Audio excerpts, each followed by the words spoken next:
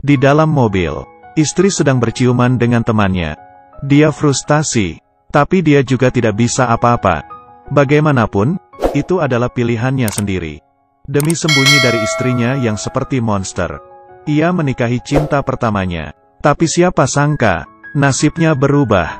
Setelah istrinya menjadi orang asing dan tidak memiliki ikatan pernikahan, ia tidak hanya menjadi rekan kerja, bahkan direbut oleh teman baiknya sendiri. Dia pun menyesal, tapi memangnya sudah tidak tertarik dengan cinta pertamanya yang kaya dan cantik. Tentu saja masih tertarik. Pulang dari hari pertama kerja, Hyewon menyambutnya. Dengan melihatnya perasaan langsung membaik. Ya Tuhan. Badannya ideal dan juga inisiatif. Siapa yang bisa menahannya? Ingatannya teringat dengan Woo Jin dulu, yang dengan santai buang air kecil dan muntah di depannya, hingga membuat orang ketakutan. Sampai di hari ulang tahun pernikahan, dirinya sangat tidak mudah untuk romantis dan membelikannya bunga. Tapi, kau menghabiskan uang hanya untuk membelikan bunga? Ini kan hari ulang tahun pernikahan. Terus hari ulang tahun pernikahan itu buat apa? Mendingan beli yang bisa dimakan. Kau ini. Lepaskan, mereka harus merasakan hal yang sama. Kau bisa merusak langit-langit. Kau diam. Ia membandingkannya. Mana ada yang perlu disesali? Jo Hyuk memutuskan untuk melepaskan Woo Jin dan melanjutkan kehidupannya dengan Hyewon. Di saat dia menjalankan kehidupannya yang bahagia ini, tiba-tiba orang tuanya menelepon. Orang tuanya datang ke Seoul untuk menghadiri pesta pernikahan saudaranya, dan sekalian mengunjungi anaknya yang sudah lama tidak ketemu. Jo Hyuk sangat senang setelah bertemu dengan orang tuanya. Setelah itu ia ingin membawa orang tuanya ke rumah. Tidak perlulah, kita langsung pulang saja. Kenapa, kita jarang bertemu dengannya, kita nginap sehari saja. Kamu bukannya ingin merasakan masakan menantumu? Jo Hyuk pun dengan senang membawa mereka ke rumah. Ayahnya yang tidak tahan pun berteriak. Sejak pernikahan anaknya, ini baru kedua kalinya datang ke rumah.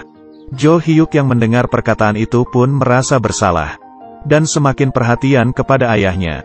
Dan ibunya langsung ke kulkas. Setelah membuka pintu kulkas ia sangat tidak senang. Dan di saat itu Hyewon pulang.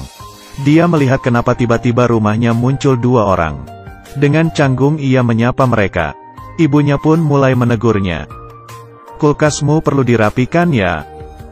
Bahan-bahan makanan itu kan semuanya beli dari mall. Pastinya sangat mahal kan. Di depan bukannya ada supermarket. Hyewon pun menjelaskan. Kualitas bahan makan di mall jauh lebih bagus. Kan kita juga sanggup untuk membelinya. Tentu saja harus memanjakan diri sendiri. Ibunya yang mendengar perkataan ini merasa tidak punya harga diri. Lalu muncul lagi pernyataan lainnya. Dengar-dengar pembantu dari keluargamu tiap 2 minggu sekali akan datang untuk membersihkan rumah. Tidak perlu seperti itu. Kalian hanya tinggal berdua, ngapain memanggil orang untuk membersihkan? Jangan seperti itu menghambur-hamburkan uang. Ma, kamu tidak perlu khawatir dengan uang. Itu tidak menghabiskan uang kami. Yang bayarkan mamaku. Ibu mertua tidak bisa menangani menantunya, dan hanya melihat suaminya tanpa berkata-kata. Hyewon demi menghancurkan kecanggungan ini, ia pun berkata untuk mengajak mereka makan di restoran, dan menanyakan masalah tentang tempat tinggal. Hyewon dengan bangga ingin menawarkan mereka tinggal di hotel bintang 5. Tapi hal ini membuat Jo Hyuk kesal. Dia langsung mengambil HP istrinya. Mereka itu adalah ibu mertuamu. Mereka tidak menghubungi kita dulu dan langsung ke sini. Aku yang mengundang mereka datang. Karena mereka kelihatannya sangat ingin datang. Lalu aku bagaimana? Posisi saya? Mereka bukannya pagi-pagi jam 6 sudah harus sarapan. Sebenarnya harus bagaimana? Juga tidak ada bibi yang bisa membantu. Mereka juga bukan meminta sesuatu yang susah. Hanya perlu yang sederhana saja. Meskipun begitu aku juga tidak mau. Bebanku sangat besar. Keduanya pun berantam. Orang tuanya langsung keluar dari rumah. Jo Hyuk yang mendengar suara pintu langsung berlari mengejar mereka. Iya, kami yang kurang pengertian. Kami kapan baru bisa memiliki gaji seperti istrimu? Kamu hiduplah yang baik-baik.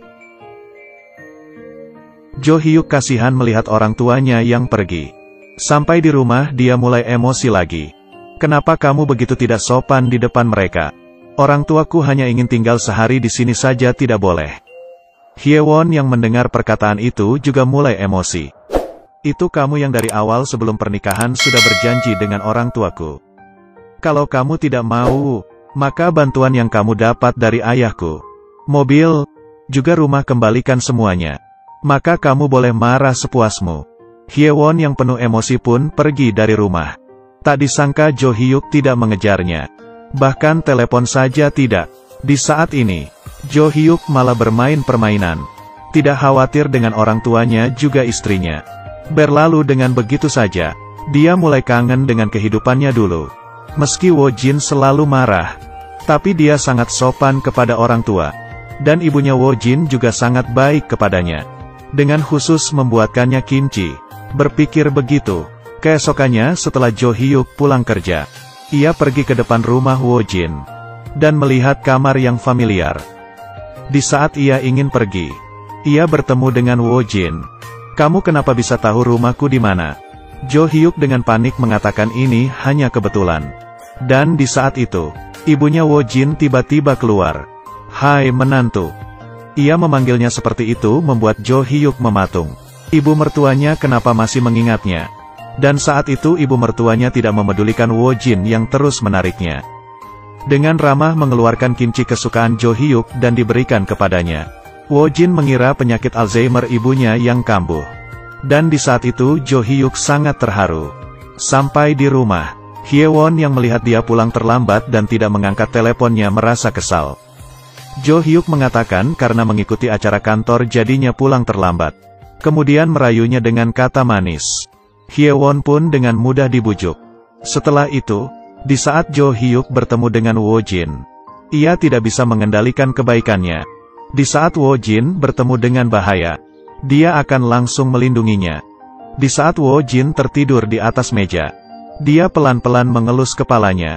Dan di saat Wo Jin pergi keluar dengan Jong Ho, dia dengan sengaja menghancurkannya, menghalangi dia masuk ke hubungan selanjutnya. Beberapa perlakuan Wo Jin membuat hati Jo Hyuk tergerak. Ketika keduanya berada di luar berduaan, tiba-tiba dilihat oleh Hyewon. Dia sangat cemburu. Sedangkan Jo Hyuk mengatakan dia tidak ada hubungan apa-apa dengan Wo Jin. Semakin lama semakin menjauh. Hari ini ibu Wo Jin menghilang karena tersesat. Jo Hyuk yang mengetahuinya langsung menemaninya mencari sepanjang malam. Dan mengatakan ke istrinya bahwa ia menghadiri acara pemakaman orang tua temannya. Hyewon yang setelah itu mengetahuinya pun marah. Hal ini belum juga selesai. Ibunya Jo Hyuk karena sakit harus dirawat di rumah sakit. Dan Jo Hyuk ingin menjaga ibunya. Sedangkan keluarga Hyewon dalam jangka dekat ini juga banyak masalah. Karena itu dia berpikir dengan memberinya uang sudah akan selesai. Kan ibu mertuanya juga bukan menderita penyakit yang parah. Jo Hyuk mendengarnya pun memarahi Hyewon tidak soleha. Masalah antara mereka berdua pun semakin banyak. Hyewon yang biasanya lembut, mulai hari itu pun menjadi berbeda. Bila ia tidak mau mendengar maka harus ditendang keluar. Hyewon memiliki pemikirannya sendiri. Dia merapikan semua barang Jo Hyuk ke koper. Dan juga mengirimkannya surat cerai. Saat itu Jo Hyuk mulai teringat dengan perilakunya sendiri. Tiba-tiba menyadari Wo Jin bersikap seperti monster karena dirinya. Dan hari ini Hyewon berubah menjadi seperti itu juga karena dirinya. Saat itu Jo Hyuk pun mengakui dirinya sendiri. Dan memutuskan untuk tidak menikah lagi. Drama Korea ini berjudul Familiar Wife. Di dalam drama ini Jo Hyuk menginginkan pernikahan yang sempurna. Mengalami dua jalan kehidupan yang berbeda. Tapi kedua pernikahannya tetap saja berujung sedih. Sebenarnya, kehidupan itu tidak ada yang sempurna. Kadangkala menyalahkan diri sendiri. Mungkin akan mendapatkan sesuatu yang berbeda. Teman-teman yang tertarik dengan drama ini boleh menontonnya. Yang suka jangan lupa tekan